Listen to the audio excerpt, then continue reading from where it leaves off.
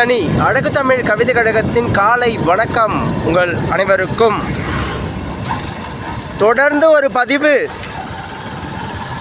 மனதை பதமாக இதமாக வழிநடத்திவிட வேண்டும், நல்நெறி அதற்குள் சிறிதேனும் உயிரோட்டமாக இருக்க வேண்டும் என்பதற்காக பொதுவெளியில் வாழ்வது மனிதர்கள் மட்டுமல்ல, மனிதர்கள் வாழ உகந்த எல்லா உயிரினங்களும் தான்.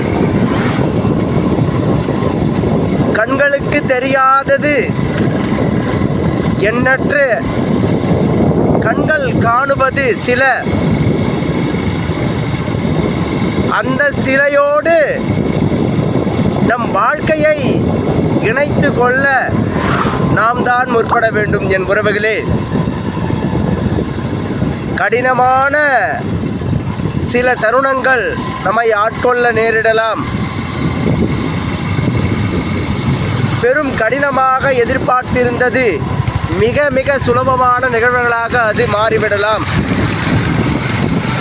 இருந்தாலும் நம் வாழ்வியல் எப்பொழுதும் நமக்கு மட்டும் இல்லாது பிறருக்கும் என்ற நினைப்புகள் நமக்குள் வேண்டும்.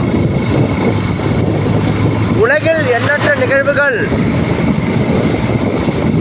ஒரு நிகழ்வுகள் சாலையில் ஒரு மனிதன் விழுந்து கிடந்தால் அவனை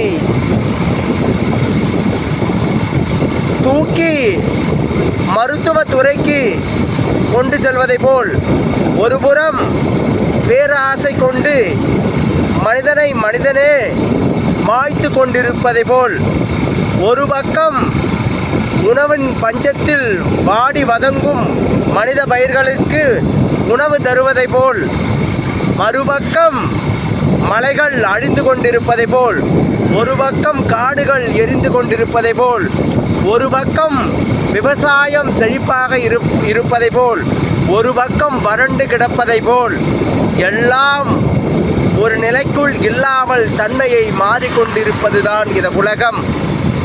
நாம் அந்த உலகத்துக்குள் என்ன புதுமையாக நிகழ்த்திவிட வேண்டும், நாம் எப்படி இருக்க வேண்டும் இந்த நிலப்பரப்பின் மீது என நீங்கள் நினைத்தாலொழிய எதுவும் இங்கு மாறாது. மாற்றம் என்பது நாம் முதலில் மாற வேண்டும் என்பதில் இருப்பது. நாம் நினைப்போம், மாறுவோம் என்று மெல்ல மெல்ல நம்மை மாற்றிக்கொண்டு இந்த உலகம் மாறுவதை நம் கண் முன்னாலே காணலாம். என் உறவுகளே, வாழ்க்கை மிக அழகு, வாழ பழகுங்கள்.